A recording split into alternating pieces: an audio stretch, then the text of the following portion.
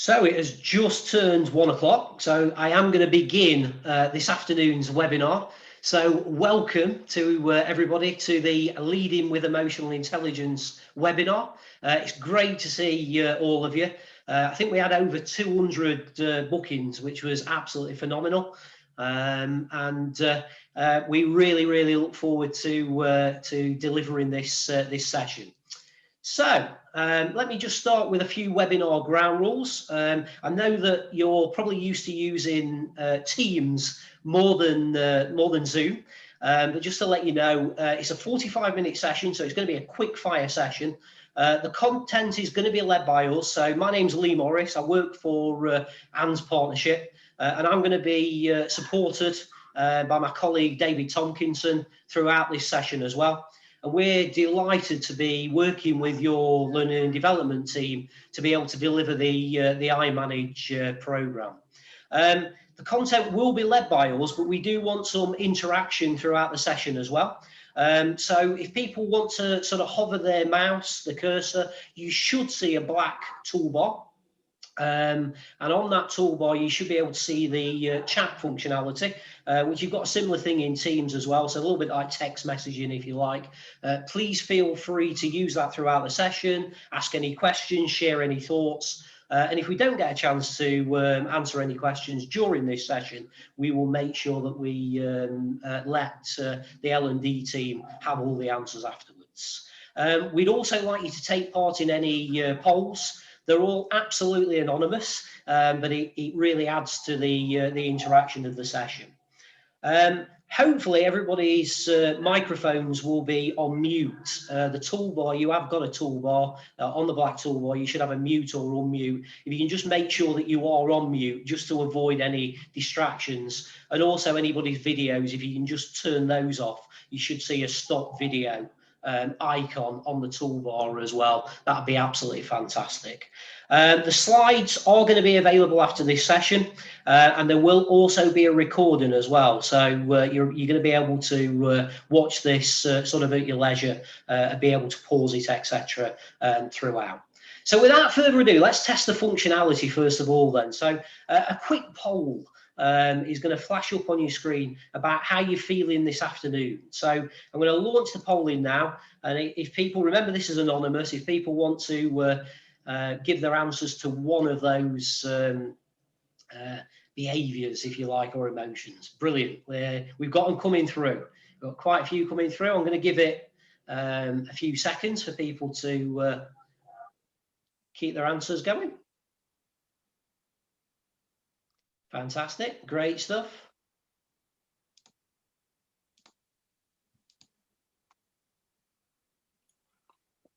Quite a few people can't see the poll, Lee, I think. Yeah, sometimes it depends on the how the systems are set up. I've got a few people answering the polls. Apologies if people can't actually see it at this time. So anybody else, just give people a little bit more time. Anybody else can see the poll, if they can give their answer, that'd be fantastic. And we've still got people coming through the waiting room as well. So absolutely awesome. We've got about 145 people right now. So I'm going to end the polling and share the results with you. Again, hopefully people will be able to see this. So brilliant. So most people are feeling positive and intrigued about the session that we've got ahead, and just one person who's tired. So I'm going to stop sharing the results, and I'm going to kind of get on to the main part of the webinar now. So what will we be covering today? Well, we're going to be covering what emotional intelligence is, and quite importantly as well, what it isn't. We're going to be looking at a brief history of emotional intelligence and why it's so important as well. And then for each of the 5 factors of emotional intelligence, we're going to look at 3 things. We're going to look at how emotionally intelligent you are in each of the 5 key areas.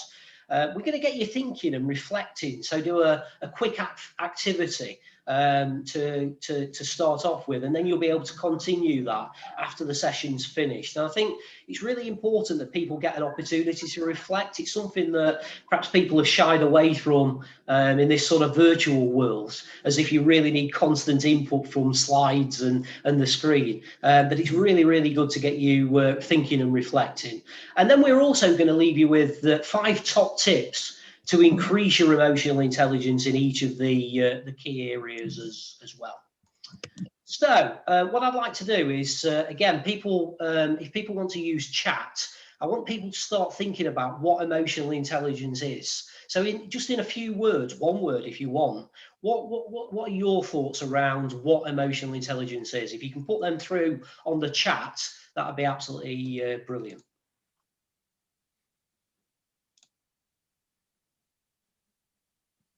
Of course, I'm not going to be able to get to everybody's responses on chat, but if you hear the awareness, brilliant, coming through there. Managing our own emotions, we've got coming through. Self-awareness of your own emotions, in touch, understanding about feelings and actions of others. Empathy's come through there as well. Self-awareness and empathy's come through quite a few times during there as well, which is absolutely fantastic.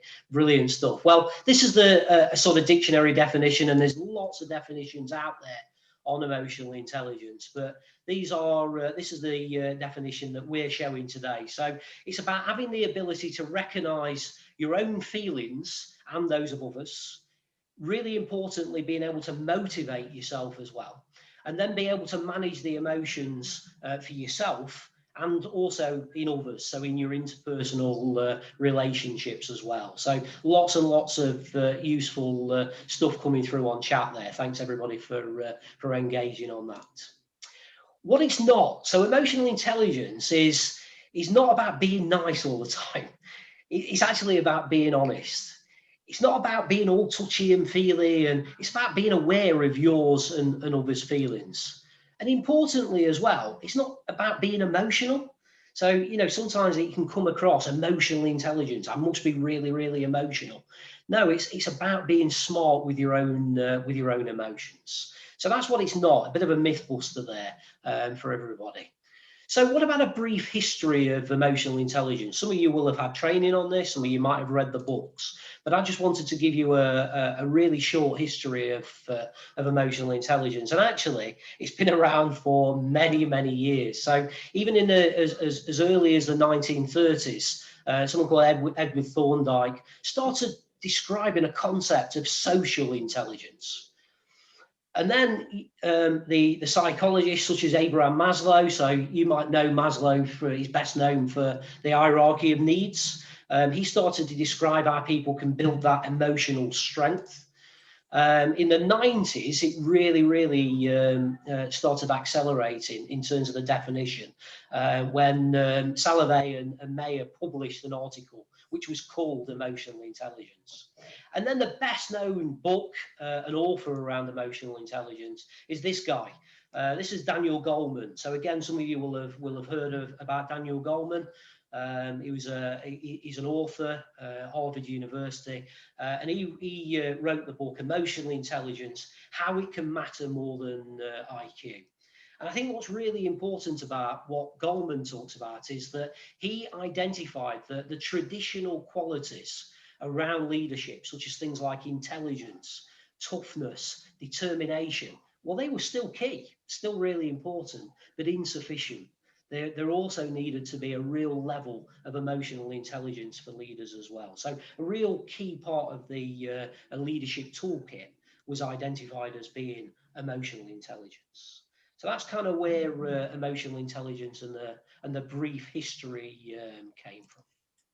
So why is it so important? Well, there's lots and lots of reasons why emotional intelligence is so important. It's actually really important to your mental well-being. It's so how you are actually able to manage your stress is heavily linked to emotional intelligence. So for physical and mental well-being, being emotionally intelligent is really important. Your relationships as well, being able to better communicate in your relationships is really key. And conflict resolution as well, being able to empathise, I think is really, really important. And you become a better negotiator as well as you start to build your own emotional intelligence. I think success on there is really key. I was reading around 90% of successful leaders have high emotional intelligence. So it's not to be sniffed at, and sort of having that self-confidence, being more resilient, focusing on goals, they're all key attributes to somebody having emotional intelligence. So on this webinar, I want to focus on one model. There are lots of models out there when it comes to emotional intelligence, but I'd like to focus on just one of them. And this has actually come from Daniel Goleman's book. So there's 5 key areas. The first 3 are around you as an individual, and numbers 4 and 5 are the outward bits, if you like. They're how you interact with others as well. So the first thing there you can see is around your self-awareness. Are you able to identify how you're feeling? If you then look into self-management, it's about, okay, so I've identified my feelings, but what's the impact of those feelings on others? And how well am I able to regulate those feelings as well? The middle one there, self-motivation, is so crucial to emotional intelligence. So how self-motivated are you will dictate your level of emotional intelligence. And then if we move on to the number 4 and 5, that's around being aware of how other people are feeling. Actually, what kind of empathy are you able to show? And then number 5 being, well, what are you like when it comes to managing all your relationships? So we're going to do a bit of a whistle-stop tour on each of these 5 during the webinar, and then there's lots more you can do outside of this webinar if you want to develop your emotional intelligence and read a little bit more around emotional intelligence. So we're going to start with self-awareness. So this is around, you can see it on the screen there, hopefully. There's the red bit, which it kind of shows people that have perhaps not got a high level of self-awareness. And then in the green box, that's around people that have got a high level. So how well do you pay attention to your own emotions? And also those emotional signals of others. How emotionally sensitive you are, how conscious are you of your own feelings is really, really important when it comes to managing your own self-awareness. So that's kind of a bit of a quick fire recce in terms of well, how emotionally intelligent are you in this key area? So it just gets you thinking a little bit about, do I display high levels of self-awareness, or perhaps not? Is there some work to be done? And I want to take that further a little bit and sort of introduce you to a very quick fire activity. So remember, this is a bit of reflection for you. The real focus is going to come outside of this session when you can develop these, look at the recording and the slides. But I want to focus on what makes you angry. So what makes you angry? Think of the things that perhaps make you angry at work, outside of work. Again, not everybody will be able to see the poll, but those of you that do get the poll, I'm going to bring up a poll now, which is what makes you angry. I'm going to launch that poll. For other people, you might want to put this in chat if you're not seeing the poll. But what makes you angry? So there's things like bad manners in there, poor timekeeping, my sports team losing, when my children are badly behaved, maybe even politics, not being able to deliver everything I need at work. Maybe people aren't even sure what's actually making them angry. And for some people, they might never get angry as well. So yeah, we've got a few responses coming through in the poll. And then, like I say, for those of you that aren't getting the poll, just reflect on that. What kind of things do make you angry, either outside of work or during the work environment? So, got a few people actually communicating on the poll, which is fantastic. But it's looking like quite a few people maybe not got access to being able to see it. So I'm going to share the results now with the people that have taken it. Remember, it is anonymous. So we've got bad manners actually coming out on top. Poor timekeeping, when my children are badly behaved. They're the 3 that have come out the most during this short session, this short poll. So I'm going to stop sharing the results now, and I just want to share this quick activity and just get people just reflecting now. So, okay, I really want people now on this webinar to start thinking of something at work that makes you angry. Just one thing. You can write it down if you want. You can just have a think about it. But what's one thing? You don't have to put it in chat, by the way. But just think of one thing that makes you you feel angry at work. This is all around self-awareness. Okay, the next thing is, well, how do you know that you're becoming angry? So do you consider the signs? What are the indicators? What are the warning signs? Could be physical, could be emotional, that make you think, blimey, I'm getting angry. And that's really important when it comes to self-awareness. And why? Why is this? Why does this make you so angry? Start thinking about that. And again, more people understanding why it makes them so angry can then do something about it to manage it. And that's really, really key on this. And then think of a strategy, just one strategy that helps you reduce this this anger. Something that you've done before. It could be an old favorite, or it could be something that you want to try new. So things like reframing it and trying to turn it into a positive rather than a negative situation. You might want to try breathing activities and exercises, reflecting on it, even walking away or talking to somebody else about it, are all different strategies that might help you to sort of calm down and reduce that anger. And try that one strategy next time you're actually feeling that way. And then have a focus on other things. So other emotions, things like frustration. What is it that makes you frustrated? How do you control that? What about feelings of anxiety? What about sadness? What about joy? So not for this webinar, but just as a bit of a start, really start thinking of all the emotions that you have and why you're feeling that way and what you can do to actually control those emotions. So that's the quick fire activity around self-awareness. So a few top tips when it comes to developing your self-awareness. I'm sure most of you will have heard of a SWOT analysis. This is around strengths, weaknesses, opportunities and threats. And it's brilliant to actually do your own personal one. Get it down on paper, write your own personal SWOT analysis. Be aware of your strengths and also your weaknesses that are out there as well. Ask yourself how you're feeling throughout the day. Be honest with yourself. Be open to feedback. How often do you get feedback? Get informal feedback from people around how you are in certain situations. And maybe keep a journal as well and take the time to review and reflect on that journal.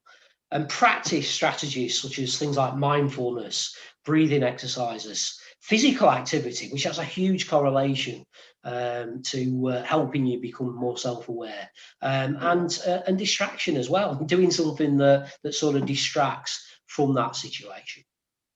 So that's number one, that's self-awareness. And now I want to move on to number two. And number two is still self, but it's around how you manage those emotions and those feelings. How you've accessed those, but how do you regulate them? And the important thing here actually is it's not about masking or hiding your emotions. It's about recognizing and controlling those emotions.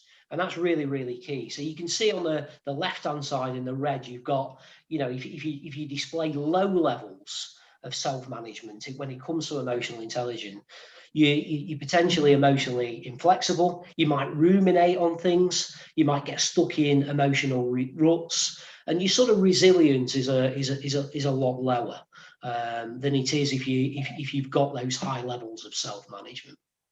So let's have a look. Let's have a look at a quick activity. And the quick activity I want to do here is around how to manage things. And for some of you, you will have been used to doing mindfulness and meditation. It's certainly something that's helped me over the last few years. So again, this is not necessarily for now, but it's just thinking about, well, how do I regulate these feelings of anxiety or stress or anger? And breathing is absolutely superb. It really is. Give it a try. Give breathing exercises a try. And it's as simple as breathing in, taking deep breaths right in from the diaphragm, and then holding it, maybe holding it for a count of 3, and then just letting it out really, really slowly. And some people actually sort of repeat it and have words in their head, things like I'm calm, I'm relaxed. And it's amazing how you can really get into the present rather than worrying about what's happening and what's making you stressed, anxious, etc. So that's something to pick up on and maybe something to do after this webinar. And in terms of self-management, so there's lots and lots of top tips here.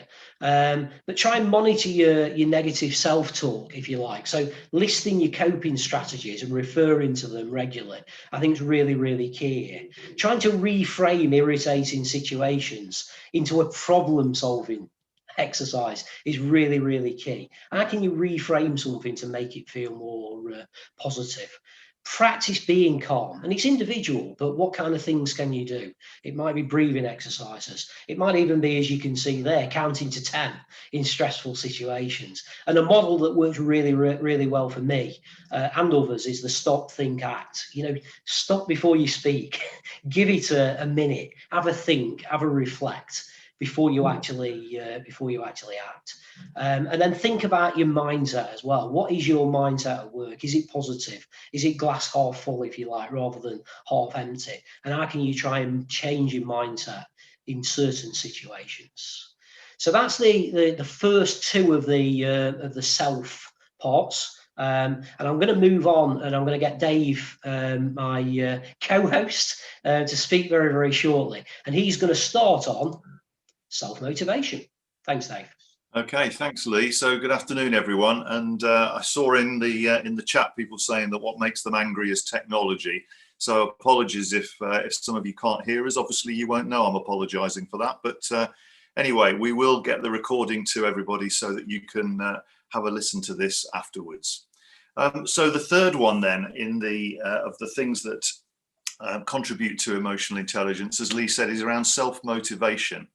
And this is about having a sense of purpose and being able to focus on tasks to achieve the long-term goals. So in the red on the left-hand side, so people who haven't got a high level of this would find it hard to focus on something over the long term and feel that maybe they don't enjoy their work and don't feel as though they have a purpose at work. In the green on the right-hand side, if you've got quite high levels of this, then you decide what you want to achieve, you enjoy the challenges of work, and you set the long-term goals and review progress regularly. So those just give you some of the ideas around this sort of self-motivation and sense of purpose, which is so key. So in terms of an activity around self-motivation, just to get you thinking and reflecting,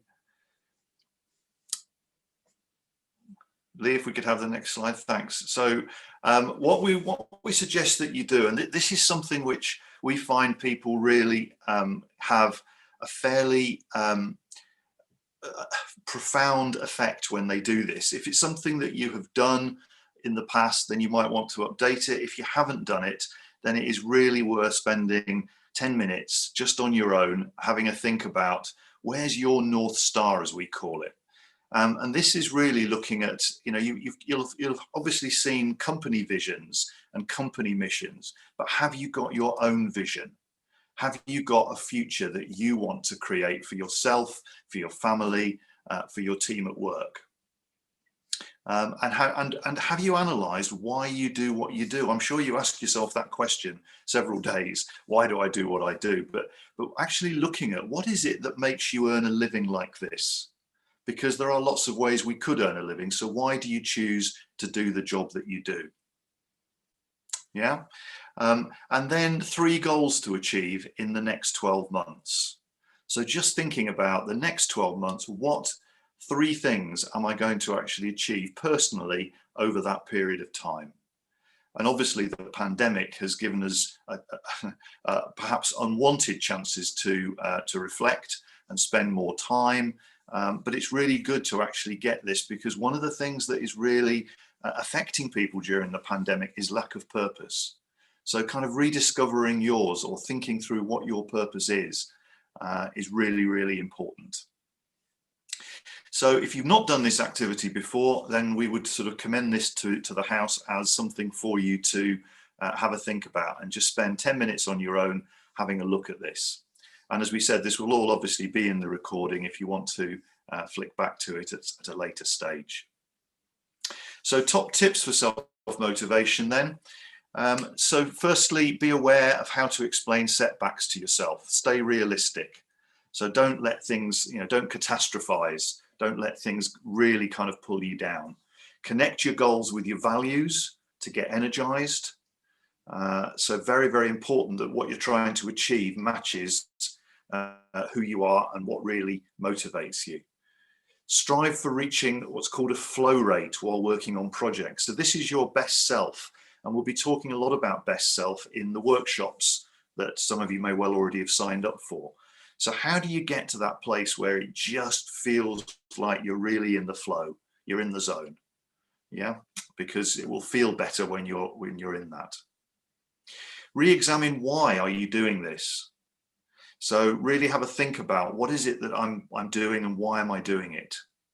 And make sure your goals are fresh and energizing, because it's easy for them to get a bit stale. So that's self-motivation, very, very important in emotional intelligence.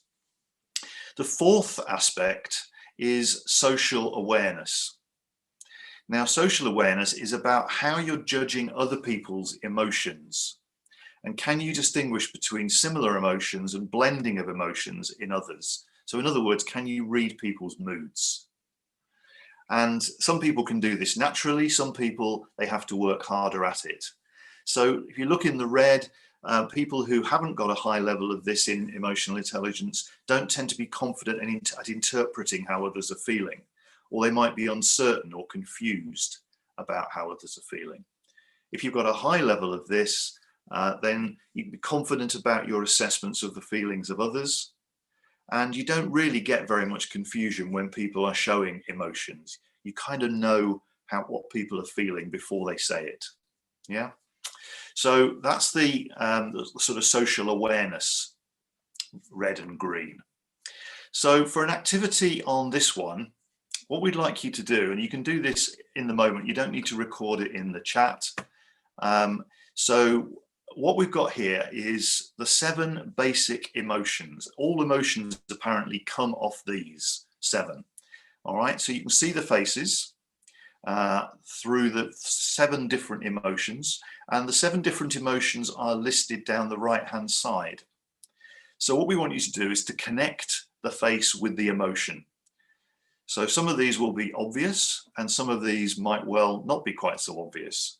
But if you want to write down the number and what emotion it is showing. And obviously we've got sadness, we've got surprise, we've got disgust, we've got anger, we've got fear, we've got contempt, and we've got joy. So the importance of this, as you're doing this activity, just sort of connect the numbers with the letters.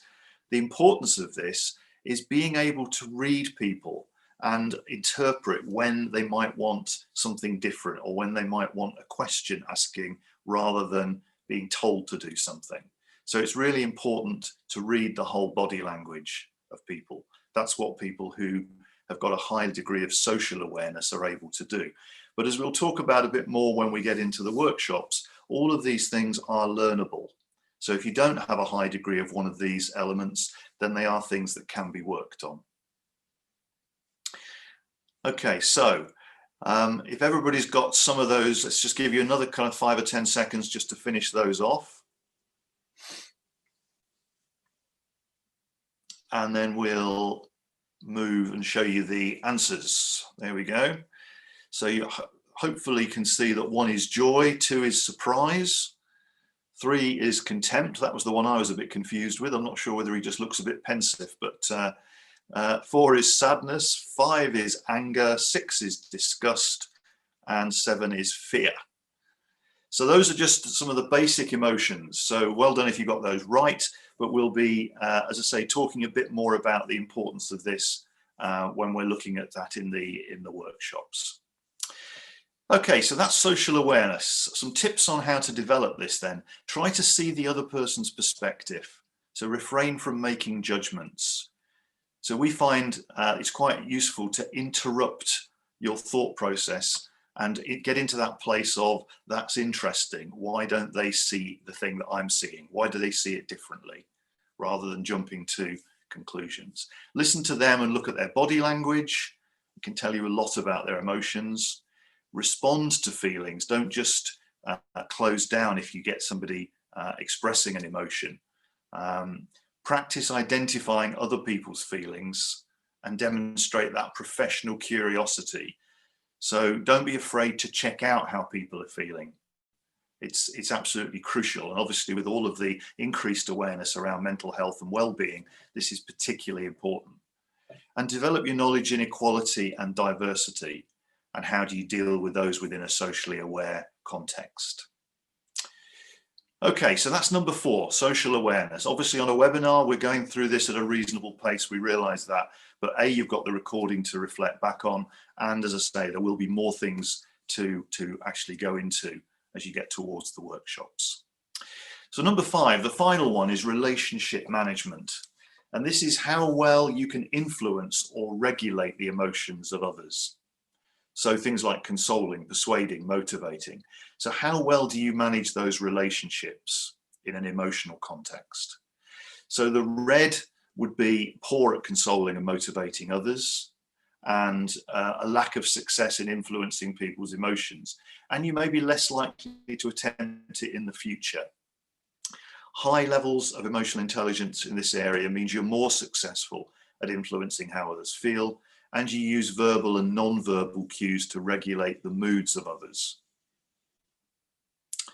Okay, so that's the sort of what you see in the good and the bad in the emotional intelligence. So in terms of an activity for you to reflect on, and again, this one's for doing outside of today, but you might just want to think about it now.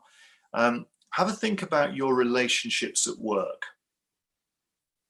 and have a think about how you can develop them. And what we find is that there's several different types of relationship. There's where you actually haven't got a relationship at all, where somebody either has just started or you've never worked with them before. You have an existing relationship that needs to be grown or built, or you might have some broken or difficult relationships, ones where something's happened in the past and it's all a bit awkward. So our invitation to you is to think about either 1, 2, or 3 of those, either, you know, of those different types of relationships, and think about how could I develop this particular relationship in the next month? What do I need to do or say with that person to really help to move the relationship on? Because relationships are absolutely crucial. The saying we have is that there's no such thing as an organization, there are just a series of conversations, and those conversations come out of relationships. So they really, really are the driver and the engine of everything that goes on, and particularly in emotional intelligence. They're all key, but this one is especially key. Okay, so we've had a look at the 5 different elements of emotional intelligence, the sort of tips that you've got for the relationship management one. You could share your passion and enthusiasm for your job and the organization's vision, maybe develop an engaging story to talk to people about in terms of why you do what you do, why you're excited about where things are going. Creating an inspiring work environment, engaging in creative brainstorming, be willing to coach or mentor others or be coached yourself, particularly on this topic of relationship management. And learning to praise and say thank you to others. If it doesn't come naturally to you, if you don't remember it naturally, then again, it might need to be practiced and built.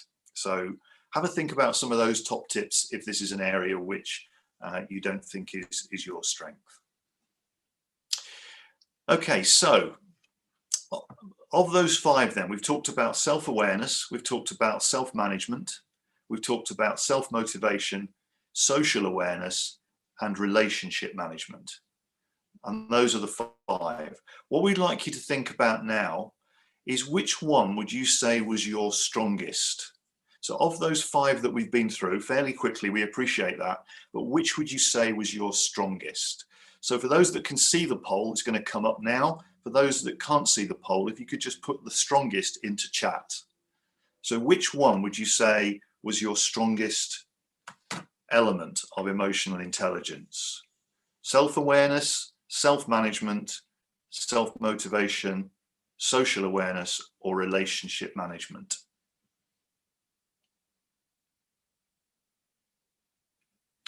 So we're getting quite a lot coming through on the chat. And on the poll, it's looking like social awareness is the strongest by quite a long way, actually, which is interesting. So on social awareness, we've got over half of the people who can see the polls are saying that social awareness is their strongest, followed by joint second of self-management and self-awareness. But number 4 is coming through quite strongly in the chat as well. Okay, so the final poll then of the afternoon, which we're just going to change that. Which do you need to work on the most? So which one do you feel is the one that you would need to work on to be at your best as far as emotional intelligence is concerned? So a new poll up there now. Which one do you need to work on the most?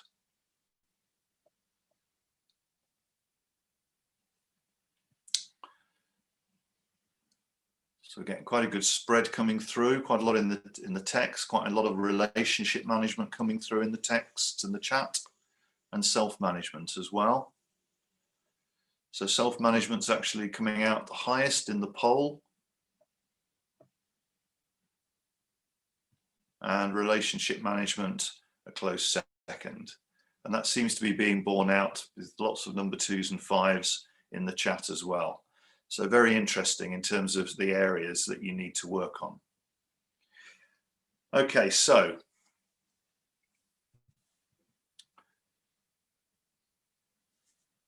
those are just thinking about what are your strongest elements of emotional intelligence and what are your weakest elements of emotional intelligence. We all have strengths, we all have weaknesses in this area, and it's about working on the things that would make us at our best in this space more of the time. So here's some of the things which are already out there in the Go in the EI section on Go for you to check out. So just to there's going to be a recording of this webinar, as I said, and apologies again for those of you that haven't been able to hear or have had problems with the sound on this. There's an article, EI in Leadership, which would be useful to have a read before the workshops. And there's a flow chart for you to check how emotionally intelligent are you. Whereabouts is your emotional intelligence on a scale? Now, again, if you're interested in this as a topic, then there are 12 elements in the sort of more advanced section, and that's on Go as well. So you can have a look at those 12 and think about which ones do you need to work on. So some of the 5 we've talked about are actually broken down a bit further on Go. There's also a webcast recorded by ourselves, which you might want to have a look at before the first workshops. And there's a questionnaire or a quiz, which we would like you to complete before you come on the workshops, because what we're going to be looking at, regardless of where you're at on emotional intelligence, what do you want to work on going forward? And we're going to be taking a look at that on the first workshop. So if you can have done that questionnaire before you come, that would be really helpful. There's also an e-learning module that you can choose to complete as an option. And there's also, if you haven't already signed up for the program, maybe you wanted to come on this first, or maybe you just haven't had a chance yet. There are cohorts starting in November and running right the way through into the spring next year. And just again, if you haven't signed up, there are 3 just over 3 hour workshops being done virtually, obviously because of the pandemic. Workshop 1 is called Enabling Us to Be at Our Best. And this is going to look at things like performance ownership, a bit more on self-awareness. It's going to link into the emotional intelligence we've talked about today. And he's going to start looking at situational leadership and looking at some of the barriers to achieving a performance-driven culture. We're also going to touch on how do you get performance ownership in a digital world? Because it's a skill we're all going to need, I'm guessing, for quite some time to come. How do we actually lead and manage others in this new digital world? We'll then be encouraging you to pick on 1 or 2 things to practice, and then come back on the next workshop, which will probably be about 6 to 8 weeks later. And this one's called two-way feedback. And the two-way feedback is going to look at coaching, great feedback both ways, 2 ways, and also give you a chance to brush up, if you like, your coaching skills with some feedback from others. Again, 6 to 8 weeks gap, and then the third workshop will be around successful conversations. So this is really looking at what makes a successful conversation, what maybe stops us giving great feedback to people in those conversations, and how do we hold people to account, which is obviously the most difficult conversation usually to have. And then we'll just be wrapping up and tying into how people are going to be having those continuous conversations going forward. So that's what the 3 workshops are going to be about. If you haven't signed up, we would love to see you there. So please do sign up. They are going to be very interactive. We will make sure that any technical issues we've had today will be sorted by then. We'll either be using Teams or we'll have sorted the Zoom problem out. We're not quite sure which yet, but we're working on that. So do contact the L&D team if you need any further help or advice.